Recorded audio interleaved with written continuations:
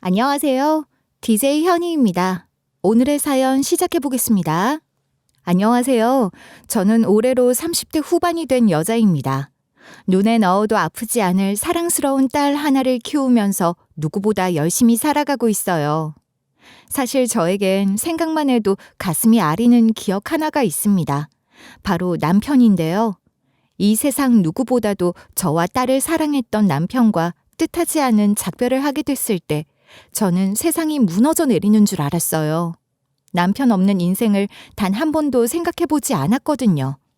항상 제가 이 사람보다 먼저 세상을 떠나게 해달라고 빌었는데 남편의 부재는 제게 참 큰 상처이자 슬픔으로 다가왔었어요.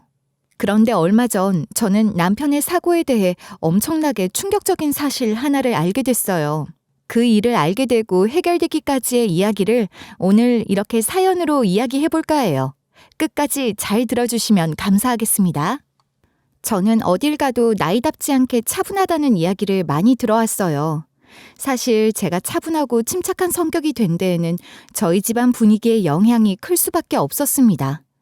제가 초등학생이 되던 무렵 아버지의 사업이 부도가 나면서 집안이 하루아침에 와르르 무너져 내리게 됐거든요. 그때부터였던 것 같아요. 학교를 마치고 집에만 오면 거실에서 싸우다가 울음을 터뜨리는 부모님의 모습을 봤고 저는 그런 부모님을 볼 때마다 방에 들어가 숨죽여 같이 울곤 했어요. 텔레비전 소리가 시끄럽지 않도록 볼륨을 줄이고 집안에서 걸음을 걸을 때에도 부모님의 심기가 거슬릴까 싶어 조용히 걷고 누가 부를까봐 고개를 숙이며 조용히 지냈던 그날의 기억이 아직도 생생하게 떠오르곤 해요. 하루하루 불안한 마음을 숨기며 살았고 어른들의 표정 하나에도 쉽게 움츠러들곤 했던 시절이었죠. 저는 본디 겁이 많고 소심하기만 한 아이였는데 점점 불행을 마주하는 것에 있어 무감각해지는 스스로를 보며 다짐하게 됐어요. 무슨 일이 있어도 쉽게 울지 않을 것이고 주저앉지 않을 것이고 절망하지 않을 것이라고 말이죠. 그 다짐이 저의 인생의 큰 전환점이 된 셈이었습니다. 어떤 일이 있어도 실망하지 않았고 속상한 일이 있어도 얼굴에 티를 내지 않았으며 항상 침착하고 이성적으로 생각하려 애썼어요. 슬퍼하고 속상해한다고 달라질 수 있는 일이라면 한없이 감정을 드러내겠지만 달라지는 것이 없으니 이성적으로 냉철하게 마음을 먹었죠. 그렇게 점점 자리를 잡게 된 성격은 어른이 되어서도 여전히 달라지지 않았고 덕분에 저는 주변에서 항상 차분하고 믿을 만한 사람으로 불리게 됐어요. 성인이 되어 사회생활을 하면서도 저는 누구에게나 기대거나 감정적으로 흔들리는 모습을 거의 보이지 않았어요. 속이 아무리 복잡해도 겉으로는 조용히 정리된 표정으로 사람들을 대했거든요. 회의 중에 누군가 시비를 걸어도 목소리를 높이지 않았고 누가 저에 대해서 뒷말을 해도 하던지 말던지 굳이 시간 아깝게 대응하지 않았어요.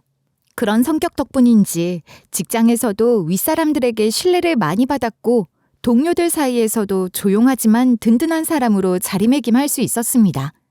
이 무렵쯤 저희 집안 사정도 괜찮아졌고 숨을 돌릴 만한 형편이 되었을 즈음 대학교 때부터 오랫동안 연애를 하던 남편과 결혼을 하게 됐어요.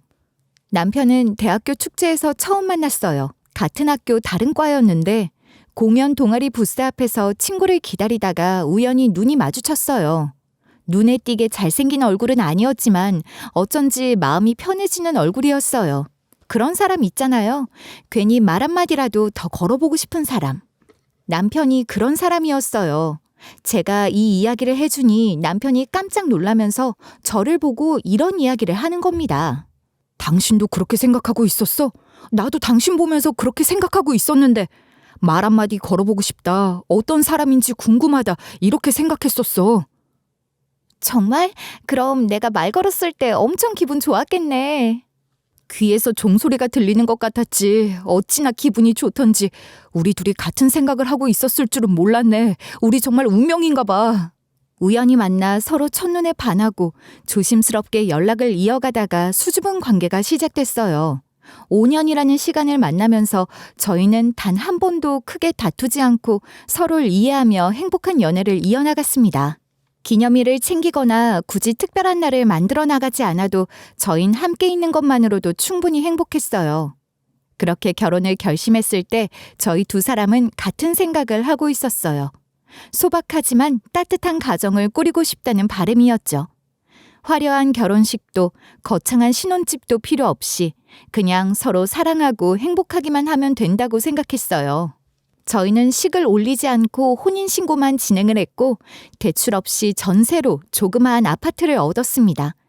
14평 정도의 작은 평수였지만 그래도 둘이 함께 지낼 수 있는 보금자리가 있다는 것에 너무나도 만족했어요. 작은 가구들을 집안에 하나둘씩 채워놓고 함께 장을 보러 다니면서 풋내기 신혼생활을 즐겁게 누리고 있을 즈음 저희 두 사람 사이에 소중한 생명이 찾아오게 됐습니다. 저는 임신 사실을 알게 된 후 고민이 됐어요. 아무래도 맞벌이를 하는 것이 저희 둘을 위해서도 그리고 태어날 아이를 위해서도 좋은 선택일 것 같은데 임신을 하게 되면 배도 점점 나오게 될 거고 컨디션도 많이 안 좋아질 텐데 일을 하는 게 민폐를 끼치는 건 아닐지 걱정이 됐거든요. 그때 남편이 제 손을 꼭 잡아주면서 이렇게 얘기했어요. 있잖아, 너무 걱정하지 마. 돈은 나 혼자 벌어도 세 식구 살기에 충분하니까. 그래도 어떻게 당신 혼자 벌라고 할 수 있겠어. 당신도 힘들 텐데. 아니, 나는 전혀 안 힘들어. 당신이랑 뱃속에 우리 아기 위해서 일하는 건데 뭐가 힘들겠어. 설령 힘들다고 하더라도 웃어야지. 이렇게 스마일. 그러니까 너무 걱정하지 마. 아빠는 슈퍼맨이야. 뭐든지 다 할 수 있어. 이렇게 말해준 남편 덕에 저는 회사를 마음 편히 그만둘 수 있었습니다. 사실 아이를 출산하기 직전까지도 정말 이래도 되는 걸까에 대해 고민이 많았지만 아이가 태어난 순간 모든 망설임이 사라졌어요. 제 손으로 이 작은 생명을 키워내는 거라는 감정은 말로 다 표현할 수 없었습니다. 육아라고 마냥 쉬운 것은 아니었지만 그래도 엄마였기에 많은 것들을 해낼 수 있었어요. 남편은 IT 업계에서 일을 하는 개발자였고 워낙 성실하고 실력이 좋았기에 안정적으로 커리어를 쌓아갔어요. 밤늦게 퇴근해도 자지 않고 책을 들여다보며 더 발전하기 위해 공부하던 사람이었죠. 자격증 시험도 스스로 준비했고 작은 벤처기업에서 실력을 인정받아 큰 프로젝트도 맡게 됐어요. 그렇게 시간이 흘러 딱 결혼 4주년에 접어들었을 무렵 남편은 제게 환히 웃으며 이런 이야기를 꺼냈습니다. 여보, 나 이제 회사 대표다. 그게 무슨 소리야? 회사 대표라니? 대학 때 잠깐 알게 된 형이랑 이번에 공동 창업자로 같이 일을 하게 됐어. 그 형도 IT 업계에서 쭉 일하고 있었는데 같이 사업을 해보면 어떻겠냐고 물어보더라고 나한테. 어디서 들은 건데 IT 업계엔 스타트업도 제대로만 하면 큰 돈 번대. 그래서 나 한번 해보려고. 남편은 초등학교 소풍을 앞둔 아이처럼 들떠 있었고 저는 그런 남편이 자랑스러웠어요. 남편의 그 밝은 얼굴을 보고 있자니 힘들어도 이 사람을 응원하고 싶다는 생각이 절로 들었어요. 하고 싶은 일을 하는 남편의 모습은 누구보다 반짝거렸거든요. 하지만 스타트업이라는 길은 생각보다 훨씬 더 거칠고 험했어요. IT 업계 특성상 일이 많을 뿐만 아니라 야근과 철야는 기본이었어요. 남편은 대표이기도 하지만 프로그램을 개발하는 사람이었기 때문에 매일 밤늦게까지 일을 했고 집에 들어올 때는 지친 기색이 역력했어요. 가끔은 술에 취한 채 들어와 조용히 소파에 앉아 멍하니 창밖을 바라볼 때도 많았어요. 저는 남편이 들어올 때까지 자지 않고 조용히 남편이 오길 기다리곤 했습니다. 왔어? 오늘은 좀 늦었네. 안 자고 나 기다리고 있었어? 시간이 많이 늦었는데 미안해. 하필이면 오늘 서버에 문제가 생기는 바람에. 아니야. 당신 바쁜 거 누가 몰라. 놀다 온 것도 아니고 일하다가 온 건데 뭐가 미안해. 미안하기는. 그런 이야기 하지 마. 나 당신한테 미안한 거 투성이야. 평생 행복하게 해주겠다고 했는데 이렇게 고생이나 하게 만들고. 저는 고개를 저으며 풀 죽은 남편의 등을 토닥였어요. 사실 하루하루 육아와 집안일에 지치지 않는 날이 없었지만 저는 단 한 번도 남편에게 짜증을 낸 적이 없었어요. 혼자 아이를 돌보는 게 얼마나 힘든지 남편도 알고 있었고 거기에 대해 늘 미안해했지만 저는 그게 제 역할이라고 생각했습니다. 사실 육아를 한다는 건 생각보다 훨씬 버거운 일이었어요. 아이가 아프기라도 하면 밤을 새워 간호를 해야 했고 낮에는 집안일에 장보기에 쉴 틈 같은 건 꿈도 꿀 수 없었죠. 아이가 처음 열이 났던 날 신발이 벗겨지는지도 모르고 아이를 업고 응급실로 내달렸을 때도 있었어요. 때때로 거울을 보면 눈밑이 푹 꺼진 제 얼굴이 낯설게 느껴질 정도로 힘들었죠. 그래도 저는 그 모든 것을 감내하면서 살았어요. 제가 선택한 길이기도 했고 무엇보다 아이의 엄마였으니까요. 그런 제 모습을 늘 바라만 보던 남편은 어느 날부턴 주말마다 집 앞 놀이터에서 딸과 함께 놀아주거나 놀이공원에 가는 등 아이와 함께 시간을 보내곤 했어요. 본인도 충분히 바쁠 텐데 제게 커피 한 잔 할 수 있는 여유라도 주고 싶어서 무리를 한 것이었죠. 그렇게 평범한 일상을 보내던 어느 날 남편이 뿌듯한 표정으로 제 앞에 뭔가를 내밀었습니다. 그것은 바로 명함이었어요. 오늘 명함 나왔어. 어때? 완전 폼나지? 여기 딱 대표라는 직책도 적혀 있고 말이야. 이야, 우리 남편 완전 멋진데? 박 대표님 기분 좋으시겠습니다. 당연하지. 이 대표라는 이름이 가지고 있는 무게가 생각보다 더 커. 앞으로 당신이랑 예은이 부족한 것 없이 원하는 건 뭐든지 다 할 수 있도록 내가 정말 열심히 살게. 저는 식탁 위에 놓인 남편의 명함을 바라봤어요. 그 작은 명함 위에 적힌 이름과 대표라는 두 글자가 유난히 또렷하게 보였어요. 그 글자를 보며 저는 생각했어요. 이 명함 하나가 우리 가족의 내일을 더 나은 방향으로 이끌어줄 거라고 말이죠. 그러던 어느 날부턴가 저희 가족에게 변화가 찾아왔습니다. 항상 저와 딸에게만큼은 다정하고 웃음을 잃지 않았던 남편이 어딘가 모르게 어두워지기 시작했어요. 처음엔 요즘 들어 일이 바빠서 그런가 보다 했습니다. 스타트업을 운영하는 입장이니 당연히 스트레스를 받는 일도 많을 것이고 밤낮 없이 일하다 보면 당연히 남편도 사람인지라 예민해질 수 있는 거잖아요. 그런데 단순히 어두워진 것뿐만이 아니라 이상행동까지 함께하기 시작했어요. 툭하면 짜증을 내면서 말을 제대로 끝맺지 못하고 흐리기도 했어요. 게다가 예전 같으면 제 눈을 바라보며 항상 웃어줬을 남편이 저의 눈을 바라보지도 못했고 대뜸 손을 떨거나 전화벨만 울려도 화들짝 놀라는 모습을 보이기도 했습니다. 누가 봐도 이상한 사람 같잖아요. 무슨 일이 있는 건 아닌가 싶어서 보다 못한 제가 걱정되어 물었어요. 여보, 무슨 일 있는 거야? 요즘 왜 그렇게 낯빛이 어두워? 도통 잘 웃지도 않고 무슨 일이 있는 거면 나한테 무슨 일이 있다고 편하게 말이라도 해봐. 나 너무 답답해. 아니야, 그냥 요즘 일이 좀 많아서 그래. 별일 없으니까 걱정하지 마. 당연히 남편의 말을 믿고 싶었지만 마음 한구석은 점점 무거워졌어요. 무슨 일이 있는 게 분명한데 말하지 못하는 얼굴이었거든요.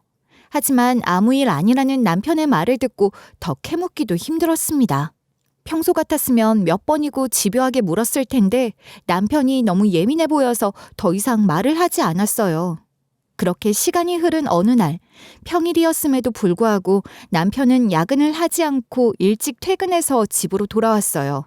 그렇게 그날은 오랜만에 셋이서 같이 밥을 먹고 TV도 보며 한가로운 시간을 보냈습니다. 남편은 밥을 다 먹은 후부터 딸을 꼭 껴안고 놔주지 않았고 TV에서 동요가 나올 때 딸과 함께 따라 부르기도 했어요. 게다가 평소 같지 않게 말이 많았고 종종 저를 빤히 바라보기도 했습니다. 왜 그러느냐고 물어봐도 아무 대답도 하지 않고 그저 웃을 뿐이었어요. 오랜만이었습니다. 남편이 저를 바라보고 웃는 것이. 그런데 썩 기분이 좋진 않았어요. 그 웃음이 묘하게 슬퍼 보였거든요.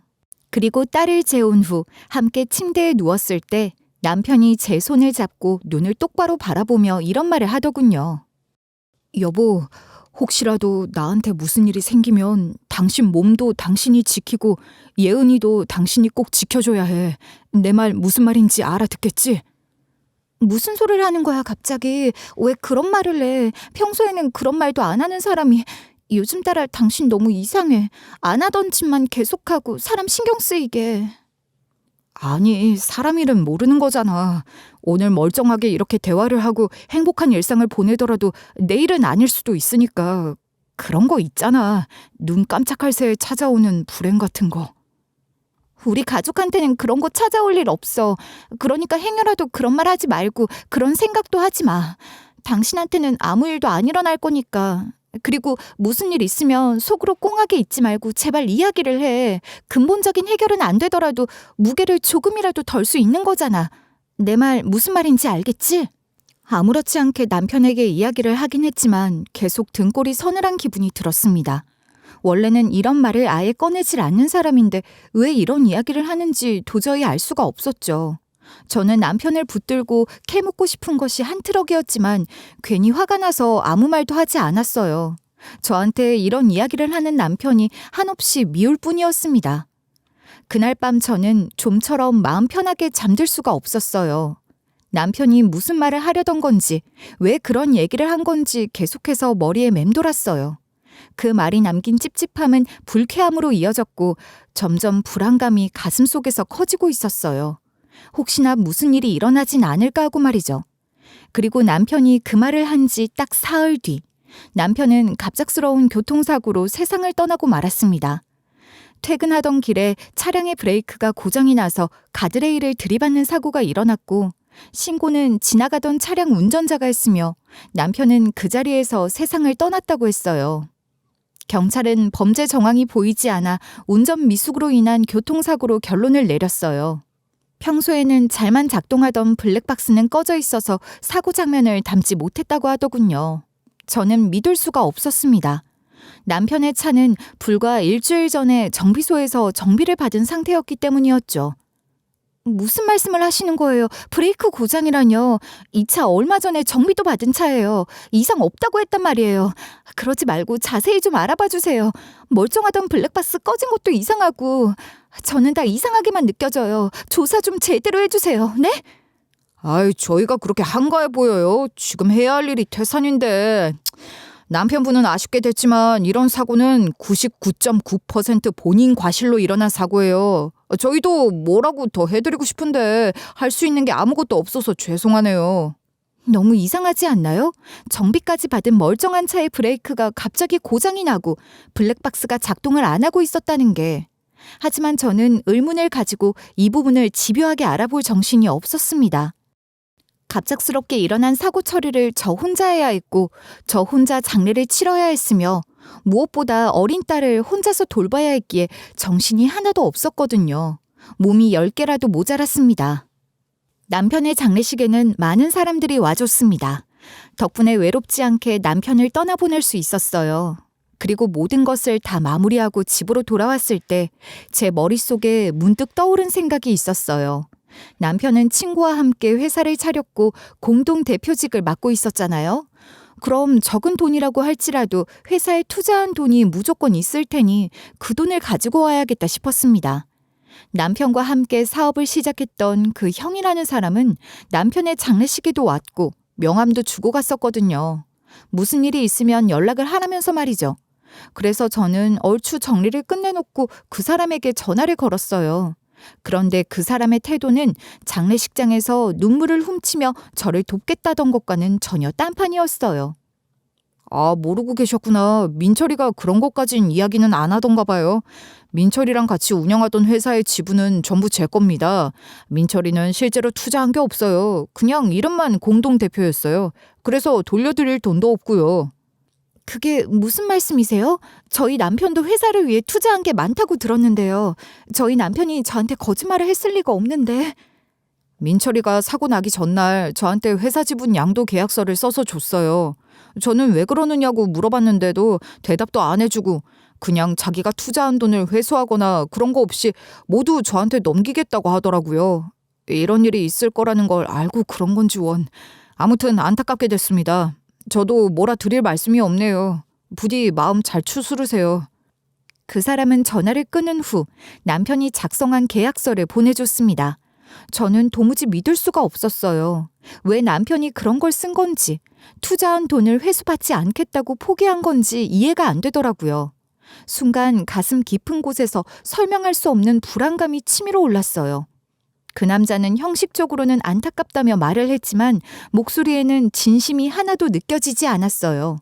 묘하게 뭔가 숨기고 있다는 생각이 들었고 마음 한구석이 계속해서 찝찝했습니다. 하지만 제가 할 수 있는 건 아무것도 없었어요. 남편이 쓰고 떠났다는 것은 법적인 효력을 가지고 있다고 하더군요. 그래서 법적으로도 대응을 할 수가 없었습니다.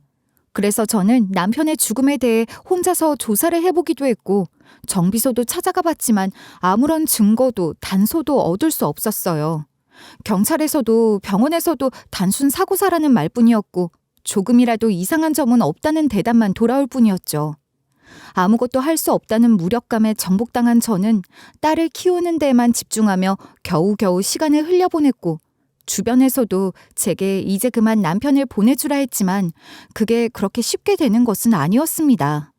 1년이 지나고 2년이 지나고 3년이 지나도 참 많이 힘들더라고요. 남편의 기일이 돌아오면 그 마음은 배가 되어 저를 지독히도 짓눌렀습니다. 그렇게 시간이 지나 딸은 7살이 되었고 저는 이전보단 그래도 괜찮은 삶을 잔잔하게 이어가고 있었어요. 그러던 어느 날 딸이 집에 들어오는데 처음 보는 휴대폰을 손에 들고 있는 것이 아니겠어요? 딸은 아직 7살이었기에 휴대폰을 사주지도 않았고 제가 쓰던 휴대폰도 아니었기에 딸을 붙잡고 물었습니다. 예은아, 그거 처음 보는 휴대폰인데 어디서 났어? 오늘 유치원 앞에서 버스 기다리는데 어떤 예쁜 아줌마가 와서 줬어. 나한테 꼭 가지고 있으라고 했어. 아빠가 쓰던 핸드폰이라고. 아빠가 쓰던 핸드폰이라고 가지고 있으라고 했다고? 이상하다. 아빠 휴대폰은 진작에 해지하고 없앴는데. 예은아, 그 휴대폰 엄마한테 줄래? 그건 예은이가 가지고 있으면 안 되는 것 같아. 안 돼, 내가 가지고 있을 거야. 그 예쁜 아줌마가 그랬어. 이 휴대폰 가지고 있으면 아빠가 전화를 줄 거니까 꼭 가지고 있으랬어. 저는 딸의 말을 듣고 깜짝 놀랄 수밖에 없었습니다. 대체 어떤 사람이 딸에게 휴대폰을 주고 간 것인지 알 수가 없었죠. 게다가 저희는 알고 있는 지인이 많이 없었기에 더더욱 누구인지 갈피가 잡히지 않았어요. 괜히 더러운 기분이 들어 딸을 좋게 좋게 구슬린 다음 휴대폰을 가지고 왔습니다. 그리고 조심스럽게 전원을 켜보았어요. 휴대폰 배경화면은 딸의 사진이었고 아무래도 남편이 업무상으로 사용하던 휴대폰인 것 같았습니다. 사업하는 사람들은 원래 휴대폰을 2-3개씩 들고 다녔으니까요. 그런데 뭔가 이상했습니다. 남편이 업무용으로 사용하던 휴대폰인데 왜 낯선 여자가 가지고 있었던 것이며 그 여자는 어떻게 딸을 알아본 것인지, 그리고 남편은 이미 세상을 떠났는데 어떻게 전화를 걸겠다는 이야기를 한 것인지 처음부터 끝까지 미심쩍지 않을 수가 없었습니다. 휴대폰은 이미 요금을 내지 않아 해지가 된 것 같았고 이것저것 들어가 봐도 뭔가 나오는 건 없었습니다. 그냥 해지가 되어버린 휴대폰 그 이상도 이하도 아니었어요. 그렇게 휴대폰을 들여다보던 그 순간 깜짝 놀랄 만한 일이 일어났습니다. 해지된 줄 알았던 휴대폰에 갑자기 전화가 걸려온 거였습니다. 아, 깜짝이야. 갑자기 전화가 해지된 폰이 아닌가? 한 번 울린 전화벨은 끊어질 줄 몰랐고 저는 전화를 받아야 하나 말아야 하나 한참 동안 고민을 하다 큰맘 먹고 전화를 받았습니다. 여보세요? 안녕하세요. 혹시 박민철 씨 아내분 되시나요? 네, 제가 민철 씨 와이프 되는 사람인데요. 전화 주신 분은 누구시죠? 저는 민철 씨 회사에서 근무를 하던 사람이에요. 공동 창업자로 같이 일하던 사람의 와이프이기도 하고요. 아, 그러시군요. 그런데 왜 당신이 저희 남편 휴대폰을 가지고 있었던 거죠? 그리고 저희 딸 유치원은 어떻게 알고 찾아가신 거고 또 저희 딸을 어떻게 알아보신 거예요? 저한테 물어보고 싶은 게 많은 것 같은데 혹시 오늘 시간 괜찮아요? 괜찮으면 우리 좀 만나서 이야기했으면 하는데 저도 그쪽 못지않게 할 말이 정말 많거든요. 주고 싶은 것도 있고. 조금 당황스러웠습니다. 얼굴도 이름도 모르는 사람이 대뜸 만나자니 망설여질 수밖에 없었죠. 하지만 저는 고민하지 않고 그 사람과 만나기로 했습니다. 남편의 죽음에 대해 그리고 남편에게 있었던 일에 대해서 뭔가 알고 있는 사람이라면 하나라도 놓칠 수 없다는 생각이었죠. 솔직히 이상한 사람이 아닐까 싶은 생각도 들었고 혹시라도 충격적인 진실을 마주하게 되면 어떻게 해야지 고민도 됐지만 겁내지 않기로 했습니다. 약속 장소는 사람이 많은 시내 근처의 프랜차이즈 카페였고 딸은 그날 하루만 유치원 종일반을 맡긴 후 그 사람을 만나러 향했습니다.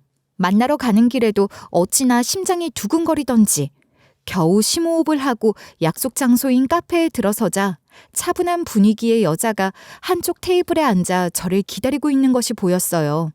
제가 그쪽으로 다가가자 그녀는 저를 단번에 알아보고 일어나서 인사를 건넸습니다. 저도 따라 인사를 했고 저희는 자리에 앉아 통성명을 했어요. 갑자기 모르는 사람이 휴대폰을 줬다고 해서 많이 놀라셨죠. 저라도 놀랐을 거예요.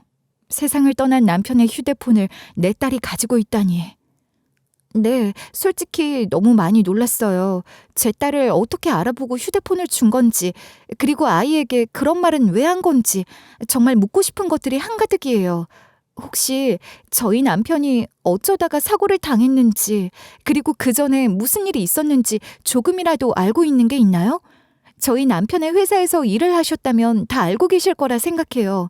그리고 저희 남편이 사용하던 휴대폰을 왜 그쪽이 가지고 있는 건지도 궁금하네요. 우선 제가 휴대폰을 가지고 있었던 것부터 설명할게요. 일단 그 핸드폰의 명의는 당신 남편의 명의가 아니라 기업 명의로 개통한 휴대폰이에요. 남편이 정지시키는 걸 까먹은 건지는 몰라도 꾸준히 자동이체로 휴대폰 요금이 납부되고 있는 것 같더라고요. 핸드폰 봐서 알겠지만 배경화면이 딸 사진으로 되어 있어서 다니는 유치원도 알게 된 거였고, 그래서 일부러 찾아가서 휴대폰을 쥐어준 거였어요. 아, 그래서 전화가 왔던 거군요. 저는 남편 명의로 개통을 한 걸 건데 어떻게 전화가 올 수 있었을까 생각했었어요. 얼마 전에 남편이 이 휴대폰을 가지고 집에 들어왔어요. 휴대폰을 바꿨으면 분명히 이야기를 해줄 텐데 싶어서 뭐냐고 물어보니 짜증을 내면서 신경 끄라고 하더군요. 뭔가 이상한 거예요. 이렇게까지 냅다 화를 낼 이유가 없는데 싶어서 어느 날 남편이 출근을 했을 때 이걸 찾으려고 여기저기 방을 샅샅이 뒤졌어요. 그러다 보니까 서재 서랍장에 이 휴대폰이 딱 보이더라고요. 제가 손을 안 댈 거라고 생각했었나 봐요. 근데 그쪽 남편이 저희 남편 폰을 왜 갖고 온 거래요? 아마도 그 휴대폰을 들고 온 건 정확한 이유는 모르겠지만 아마도 증거를 덮기 위함이 아니었을까 생각해요. 쉽게 말하면 꼬리 잡힐 것들을 미리 잘라내기, 뭐 그런 거? 사실 우리 남편이랑 당신 남편이 회사를 공동으로 운영해왔지만 둘이 하루가 멀다 하고 엄청 싸웠어요. 당신 남편은 원칙을 중시하고 청렴결백해야 한다고 주장했지만 우리 남편은 그게 아니었거든요. 남자가 사업하려면 더러운 일도 감수해야 한다고 주장하던 사람이었죠. 그러다가 저는 임신 때문에 퇴사를 했는데 정말이지 당신 남편 욕을 얼마나 해대던지. 저희 남편 욕을 했다고요? 왜요? 그리고 무슨 증거요? 욕하는 건 남편 입버릇이었어요. 분명히 언젠가 한번 크게 된통 당할 일이 있을 거다 하면서 온갖 욕을 해댔죠. 그런데 그 인간 당신 남편한테만 그런 건 아니에요. 저한테도 꾸준히 그랬어요. 틈만 나면 집착을 하고 어디 나가지도 못하게 하고. 그 삶이 신물이 나서 이혼을 결심했고 이혼하기 전에 뭐라도 하나 잡아야겠다 싶은 마음이 들어서 남편이 잠든 사이에 노트북 태블릿 같은 걸 몰래 뒤져봤죠. 그러다가 제가 찾은 게 바로 이거예요. 그 여자는 제 앞에 조그마한 USB 하나를 내밀었습니다. 컴퓨터나 노트북에 연결해서 파일을 확인할 수 있는 장치 같은 것이었는데 이 안에 모든 증거가 담겨 있다고 하더군요. 두 사람의 통화 녹음부터 시작해서 메신저 대화 내용까지 모두 다 들어있다는 말에 저는 숨이 턱 막히는 것 같았어요. 게다가 회사를 다니고 있는 다른 직원들에게도 두 사람 사이에 관해 물었고 그들의 증언까지도 모두 받아왔다고 하더라고요. 확실히 알았어요. 가벼운 문제가 아니었다는 것을. 제가 복잡한 표정을 지으며 아무 말도 하지 못하고 있자 그녀는 한숨을 쉬며 제게 이렇게 말했어요. 당신 남편이 세상을 떠나기 얼마 전에 투자자 문제로 엄청 크게 싸웠다나 봐요. 사무실이 떠나가라 소리를 지르고 서로 주먹도 오가고 완전 개판이었다고 하더라고요. 네? 왜요? 그 투자자라는 사람이 이 업계에선 꽤 큰 손이라고 불리는 사람이래요. 돈이 굉장히 많아서 그 사람이 한번 투자를 했다 하면 그 업계는 그냥 성공한 거나 마찬가지라나 뭐라나. 그런데 하도 악명이 높은 사람이라 당신 남편도 그렇고 직원들도 그렇고 별로 반기진 않은 모양이에요. 그런데 저희 남편이 그 사람 손을 잡으려고 한 거죠. 무조건 돈만 보고. 당신 남편은 그 투자자랑 계약되는 걸 막았고요. 남편이 그랬다고 하더라고요. 다 된 밥에 재를 뿌려도 유분수지 회사를 이렇게 망치느냐면서. 아니 뭐 그럼 말도 안 되는. 당연히 회사를 운영하고 있는 사람 입장이면 그렇게 소문이 안 좋은 사람과는 같이 협업을 안 하려고 하는 게 정상 아닌가요? 정말이지 들으면 들을수록 이해가 가질 않네요. 그렇죠. 저희 남편이란 사람은 그런 기본적인 상식을 모두 벗어나는 사람이에요. 그래서 이걸 다 듣고서도 입을 닫고 조용히 있을 수는 없었어요. 양심에 찔려서 궁금하면 꼭 컴퓨터나 노트북에 연결해서 파일 하나하나 열어보고 확인해봐요. 내가 그거 하나하나 몰래 모으고 저장한다고 정말 죽는 줄 알았으니까. 혹시 사고 당일 녹음도 이 안에 들어있나요? 네, 그날 아침 통화 기록이 들어있더라고요. 그거 다 들으면 결론이 날 거예요. 저는 이제 마음 편하게 이혼할 수 있을 것 같아요. 마음의 짐이 조금이나마 좀 덜어진 것 같네요. 감사해요. 솔직히 저도 그날 이후로 남편이 어떻게 세상을 떠난 건지부터 시작해서 이상한 점이 한두 가지가 아니었는데 이 파일로 뭔가 하나라도 실마리를 잡아서 의문이었던 것들이 모두 밝혀질 수 있었으면 좋겠어요. 그녀는 뭔가 후련하다는 듯이 자리에서 일어나 가벼운 목례만 하고서 유유히 떠났어요. 저 또한 USB를 쥔 손이 덜덜 떨릴 정도로 긴장이 됐지만 이내 마음속에서 뜨거운 감정이 솟는 것 같았습니다. 3년이 지난 지금에서야 남편에게 어떤 일이 생겼는지 알 수 있는 기회가 생겼으니 정말 하나도 남김없이 싹싹 훑어봐야겠다 생각했습니다. 그렇게 저는 스스로 나아갈 길이 정해졌고 또 앞으로 어떻게 행동을 해야 하는지에 대해 직감이 왔어요. 이 판도라의 상자 안에 어떤 것들이 들어있을지 몰라서 두렵기는 했지만 이 두려움마저 묻어두고 저는 알아내야 했습니다. 남편의 휴대폰, 그리고 이 USB. 모든 것이 남편의 사건과 연관이 있으리라는 예감이 강하게 들었거든요. 그리고 무엇보다 아버지를 잃은 딸을 위해서라도 몰랐던 진실을 밝히고 싶었어요. 그래서 저는 USB를 품에 들고 집으로 돌아왔습니다. 집으로 돌아온 저는 노트북 앞에 앉아서 한참 동안 망설였습니다. 막상 이거를 들고 오긴 했지만 솔직히 이걸 열어본다고 해서 어떤 것들을 알 수 있고 또 제가 뭘 할 수 있을지 고민이 됐어요. 걱정도 됐고요. 하지만 이내 마음을 다잡고 노트북에 USB를 연결했어요. 세상을 떠난 남편을 위해서라면 당장 눈앞에 놓인 위험도 감수해야 한다고 생각했죠. USB 안에 들어있는 파일들은 한두 개가 아니었어요. 무려 파일이 100개가 넘게 들어있더군요. 그렇게 한참을 기다리니 통화 녹음 내역이며 메신저 대화 내용 같은 자료 목록이 화면에 떴어요. 처음에는 클릭조차 망설여질 만큼 손이 떨렸지만 결국 결심을 굳히고 저는 하나하나 클릭해보기 시작했습니다. 통화 녹음본부터 시작해 두 사람이 나눴던 메신저 대화 기록이 문서 형태로 정리돼 있었는데 정말 밑으로 내리면 내릴수록 숨이 턱턱 막히는 내용뿐이었습니다. 게다가 통화 녹음 같은 경우에는 남편의 목소리와 그 지인이라는 사람의 목소리가 서로 날선 대화를 주고받는 것이 그대로 녹음돼 있었어요. 나는 절대로 그 사람이랑 계약 못해. 형 원래 이런 사람 아니었잖아. 우리 차라리 영업이 좀 안 되더라도 좀 정직하게 회사 운영하자. 어? 직원들도 한두 명이 아닌데 창피하지도 않아? 뭐 창피? 창피? 야, 사업하는 사람이 창피고 뭐고 할 게 어디 있냐?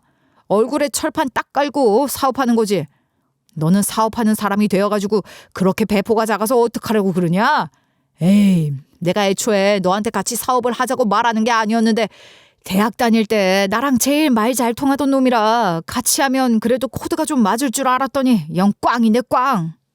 그래, 나는 바르게 사업하는 게 목표인 사람이라 형이랑은 코드가 안 맞는 사람이야. 참 미안하네.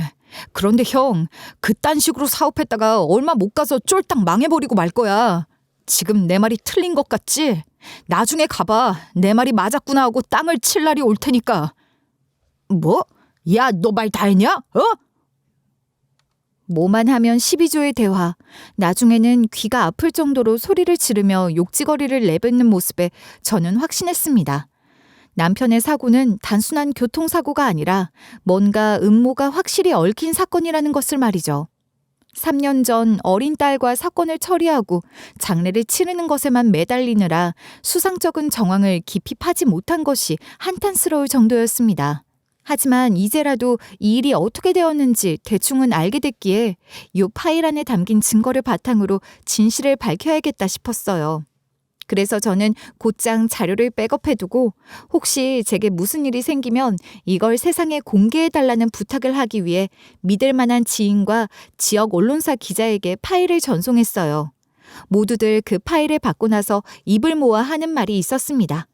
이 일을 파헤치려고 하다가 되려 제가 위험할 수도 있다는 것이었죠. 다들 걱정스럽게 말했지만 남편의 죽음 뒤에 감춰진 것들을 그냥 모른 척 이미 지나간 일이라는 듯 덮어버리게 되면 평생 후회할 거라 생각했기에 저는 제가 큰일이 나는 것도 불사한 채 부탁을 했습니다. 그리고 며칠 뒤 한 기자가 제게 연락을 취해왔어요. 저를 만나서 이 일에 대해 자세히 듣고 싶다는 것이었죠. 그래서 저는 집 근처에 있는 조그마한 카페에서 기자님을 만날 수 있었습니다. 저는 차분하게 그동안 있었던 일들을 기자님께 이야기했고 기자님은 제 이야기를 하나도 빠짐없이 조용히 경청해 주셨습니다. 그리고 두 사람의 대화 녹취록과 남편이 죽기 직전 남겼던 수상쩍은 말들을 정리해 보여주자 기자님은 제 손을 꼭 잡고 말씀하셨어요. 이 정도면 지역 언론은 물론 퍼지게 된다면 더 큰 곳으로도 퍼질 수 있을 것 같아요. 제대로 사실을 확인해보고 기사로 내보낸다면 해당 대표가 직접적으로 타격을 받을 수 있겠는데요. 마음고생 많으셨겠어요. 솔직히 정말 무섭고 겁이 나지만 그동안 몰랐었던 진실을 밝혀야 남편이 하늘에서 편히 눈을 감을 수 있을 것 같아요. 네, 당연히 진실을 밝혀줘야죠. 현실적으로 말하면 이런 일들이 한두 가지가 아니니 대형 언론사에서는 크게 관심을 가져주지 않을 테지만 저희는 저희가 할 수 있는 것들을 해봐야죠. 그러다 보면 혹시 알아요. 누구라도 더 눈길을 줄지. 우리 힘내봐요. 기자님은 제 손을 꼭 잡아주시며 잘 될 거라고 위로를 해주셨습니다. 그리고 본격적으로 사건을 시작하기 위해 시동을 걸었어요. 대표적인 언론사가 아닌 지역 언론사의 의문스러운 죽음으로 기사가 났고 저희 동네 내에서는 소소하게 이슈가 되었습니다. 지인은 그걸 노려서 기사 링크를 복사해 자기의 지인들에게 퍼다 나르기 시작했고 점점 많은 사람들이 남편의 이야기에 관심을 가져주기 시작했어요. 남편이 공동으로 창업했던 회사의 이름과 대표의 신상이 까여지면서 그 사람의 과거 행적까지 파헤쳐지기 시작했습니다. 쉽게 말해 과거를 파묘당하기 시작한 것이었죠.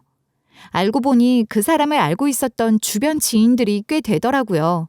그런데 하나같이 입을 모아 이렇게 이야기를 하는 겁니다. 사실 그 지인이라는 사람은 보험 사기부터 시작해서 사금융을 악용해서 사람들을 밥 먹듯이 협박하고 살았다고 하더라고요. 과거가 정말이지 화려한 사람이었습니다. 확실한 건 인생을 잘 살지는 못한 것 같았어요. 너도 나도 그 사람이 잘못했다는 걸 제게 말하고 다녔으니 말이죠. 게다가 과거 남편의 회사에서 일했었던 회계 담당자나 직원들이 언론사를 통해 추가적인 증언들을 마구 쏟아내줬어요. 많은 사람들이 관심을 가져주고 입을 열어준 덕에 언론사에서도 관심을 가지고 기사를 작성해줬습니다.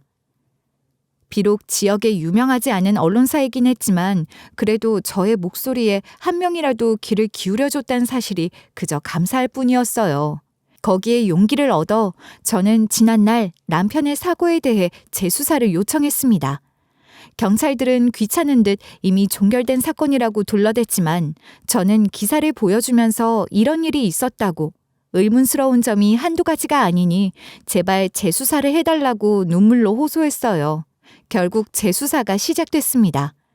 그 당시 경찰은 남편의 차량 브레이크 고장과 운전 미숙으로 인한 사고라는 결론만 냈고 블랙박스가 꺼져 있다는 이유로 심층 수사를 하지 않았었죠. 그런데 이번엔 그 당시 CCTV 자료를 뒤져서 그 시간대에 찍힌 것들을 자세히 살펴봤는데 남편 차가 사고가 나기 직전까지 어떤 차량에 추적을 당하고 있었다는 사실이 새롭게 드러났어요. 저 차, 저희 남편 쫓아가고 있는 거 맞죠? 그쵸? 그런 것 같네요. 왜 그때는 못 봤지? 봐요. 제가 그때 뭐라고 했어요. 뭔가 이상하다고 했었잖아요. 그런데 뭐라고 하셨어요? 그냥 브레이크 고장 난 거다. 남편이 운전을 못한 거다라고 하면서 종결시키셨잖아요. 아이, 그때는 우리도 정신없이 바빠서 그랬죠. 하루에도 수십 건씩 사건 사고가 터지는데 어떻게 이런 걸 하나하나 일일이 다 보고 앉았어요. 그래도 죄송합니다. 저희가 좀 더 잘 봤어야 하는데. 자, 이제 번호판을 확대해서. 더 놀라운 사실이 뭐였는 줄 아세요? 바로 그 번호판의 주인이 남편과 회사를 같이 운영했던 공동대표였다는 것이었습니다. 결국 남편은 그 사람 때문에 사고가 나서 목숨을 잃었던 것이 맞았어요. 당시 경찰들이 부실하게 수사를 하고 빨리 마무리를 지으려고 했기에 중요한 사실들을 모두 놓쳐버린 것이었죠. 경찰들은 제게 진심으로 사과를 했고 저는 제대로 수사를 진행해달라고 부탁을 거듭했습니다. 모든 증거가 한 곳에 모이자 경찰은 그 사람에게 체포영장을 발부했습니다. 또 그 소식은 어떻게 알았는지 그 인간은 잽싸게 해외로 달아나려다 출국하려던 공항에서 덜미가 잡혔죠. 저는 그 인간이 경찰서로 잡혀올 때까지 기다리고 있었고 경찰서로 질질 끌려오는 그 사람을 직접 마주할 수가 있었습니다. 아니, 그러니까 증거가 어디 있냐고요, 증거가. 대한민국 경찰이 증거도 없이 사람을 막 이렇게 잡아서 경찰서로 끌고 오고 이래도 되느냔 말이야. 당신이 정말 죄를 지었는지 안 지었는지는 두 눈으로 똑똑히 확인해 보면 될 거 아니에요. 죄 지은 사람이 말이 많아 정말. 그 인간은 끝까지 자기는 아무런 죄가 없다, 자기는 청렴결백하다며 악을 썼습니다. 뒤에서 지켜보고 있는 저의 존재를 전혀 모르는 것 같았죠. 그런데 조사를 진행하는 과정에서 경찰관이 증거를 하나씩 보여주자 입을 꾹 다물더군요. 당연히 할 말이 없었겠죠. 모두 자기가 한 것이 맞았으니까요. 그 인간은 유치장에 들어가게 됐고 저는 본격적으로 재판을 준비하게 됐어요. 남편이 마지막에 제게 했던 말이 머릿속에서 계속 맴돌면서 더 늦기 전에 이 사건을 폭로하길 잘했다는 생각이 들었어요. 그렇게 재판을 준비하던 중 기자님에게서 전화가 걸려왔습니다. 이 사건 파급력이 생각보다 큰 것 같더라고요. 많은 사람들이 관심을 두고 있어요. 덕분에 재판도 유리한 쪽으로 흘러가게 될 거예요. 네, 이제 정말 남편의 억울함을 풀어줄 수 있을 것 같아요.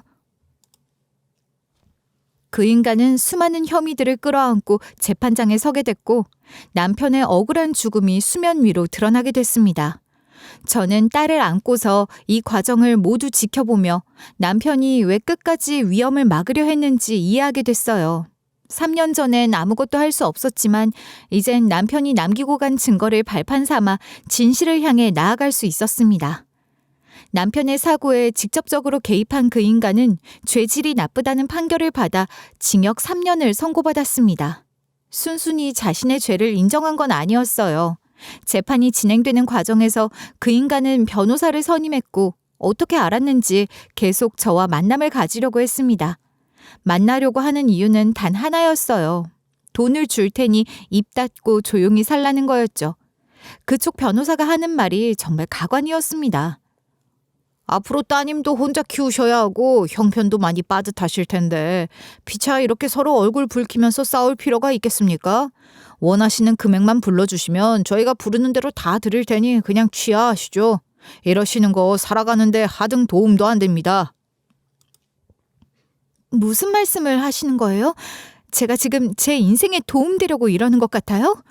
좋은 게 좋은 거라고 계속 이렇게 의미 없는 싸움을 하시면 나중에는 피보십니다.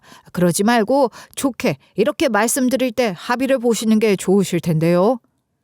참나, 변호사도 꼭 자기 같은 거 선임했네. 저기요, 저는 절대로 돈 같은 거 안 받아요. 저희 남편이 그 인간 때문에 사고로 세상을 떠났어요. 그 인간은 사회적 명예를 잃겠지만 저는 사랑하는 사람을 잃었다고요. 변호사님, 사랑하는 사람 아직 잃어보신 적 없죠? 그래서 이렇게 나오실 수 있는 거예요. 한 번이라도 겪어보세요. 그럼 그 인간 편 절대로 못 들 거예요. 돈을 주겠다는 말에도 저는 끝까지 합의를 하지 않았습니다. 제 남편이 어떻게 떠났는데 그깟 돈으로 소송을 취하하고 그 인간이 멀쩡하게 사회생활하는 걸 볼 수 있겠어요. 재판 이후 몇 번이고 항소를 했지만 모조리 기각을 당했고 그 인간이 운영하던 회사는 기사가 터지고 판결이 난 후 결국 문을 닫게 됐어요. 저는 법정에서 끝까지 싸웠기에 그 인간으로부터 수십억 원의 손해배상금을 받아낼 수 있었지만 마냥 기쁘지만은 않았습니다. 더 일찍 진실을 알아냈다면 남편이 억울하게 세상을 떠나지 않도록 막을 수도 있었을 것 같아 후회가 밀려왔거든요. 일은 잘 마무리됐지만 자책감이 끊임없이 밀려오는 날들을 견디던 중 그 인간의 아내에게서 전화가 걸려왔어요. 잘 지내고 있어요? 재판 잘 끝났다고 들었어요. 이제 마음이 좀 후련한가요? 솔직히 좋지는 않아요. 그 사람이 감옥에 가고 회사도 문을 닫게 됐지만 남편을 살리지 못했다는 생각이 계속 들어서요. 제가 조금만 더 빨리 알았더라면 좋았을 텐데 싶어서. 너무 스스로를 그렇게 채찍질하지 말아요. 어차피 알았어도 몰랐어도 달라지는 건 없었을 거예요. 그리고 알아낼 방법도 없었을 테고요. 저는 그 인간이랑 이혼을 하기로 했어요. 어차피 옥살이를 할 인간이라 당연히 헤어져야 하는 거였지만. 정말요? 그럼 아이는 누가 키우기로 했어요? 당연히 제가 키울 거예요. 아빠 없이 자라게 돼서 딸한텐 좀 미안하지만 적어도 남편처럼 잘못된 사람으로 자라진 않게 열심히 정성껏 잘 키워보려고요. 그렇게 서로가 서로를 위로한 후 전화를 끊고 나니 참 묘한 기분이 들었어요. 그의 아내 역시 지금 마음고생이 많을 텐데 되려 자신을 위로해준다는 사실이 짠하기도 했고요. 힘들기는 했지만 후회 속에서도 정의를 이끌어냈다는 자부심이 전혀 없는 건 아니었습니다. 그래도 남편을 직접적으로 해친 범인은 제대로 처벌을 받았고 그 사람이 저질러왔던 지난날의 과오들도 모두 수면 위로 드러날 수 있었으니까요. 저는 고민을 하다가 그 인간으로부터 받아낸 배상금의 대부분을 사회로 환원하기로 결정했어요. 딸 교육비와 생활비만 남기고 나머지는 남편이 열정을 불태웠던 IT 기업의 발전을 위해 기부하려고 마음을 먹었습니다. 이 돈은 남편의 죽음값 같아서 쓸 수가 없겠더라고요. 아마 남편도 이렇게 돕길 원했을 거예요. 그리고 기부를 한 그날 저는 딸의 손을 꼭 잡고 남편의 납골당을 찾았어요.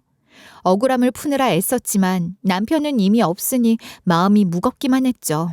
하지만 애써 웃으며 남편의 사진을 향해 인사를 건넸습니다. 예은아, 아빠한테 아빠 우리 왔어요 라고 해야지.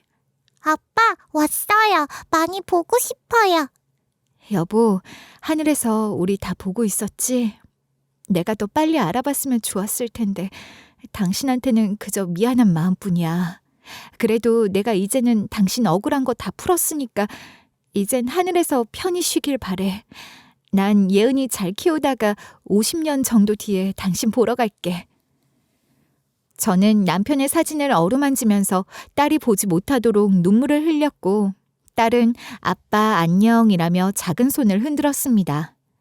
끝내 남편을 지키지 못했다는 죄책감과 함께 그래도 의문을 밝혀낸 데에 대한 안도감이 뒤섞여 눈물이 멈추지 않았지만 적어도 사랑하는 남편을 괴롭혔던 그 인간은 제대로 처벌받았다는 사실이 큰 위안이 됐습니다. 이제 남편은 더 이상 억울함 없이 편안히 눈 감을 수 있을 거라고 저는 마음 깊이 믿어보려고 해요. 이제는 딸과 함께 새로운 길을 가야 하니까 마냥 슬픈 감정에만 머무르고 있을 수는 없었거든요. 그리고 남편이 했던 말처럼 앞으로는 제가 딸을 지켜야 하기도 했고 말이죠. 그리고 나중에 딸이 자라면 이 일에 대해서 모든 사실을 알려줄 생각을 했어요. 아빠가 왜 세상을 떠나게 됐고 그것 때문에 엄마와 아빠를 사랑하던 사람들이 어떤 싸움을 했는지 그리고 어떻게 더 나은 세상을 만들려 했는지에 대해서 말이죠. 그 이야기를 딸이 이해하게 되는 날이 온다면 남편의 죽음도 헛되지 않은 의미를 갖게 될 거라고 믿었습니다. 이미 남편은 세상을 떠나고 없지만 남편이 남긴 가치와 정신은 제 마음속에 오래도록 자리 잡고 있을 거예요. 누구보다 열심히 온 힘을 다해 앞으로도 열심히 살아가 보려 합니다. 제 이야기를 끝까지 들어주신 분들에게 감사드리며 여러분들의 하루에 행복만이 가득하기를 진심으로 바랍니다.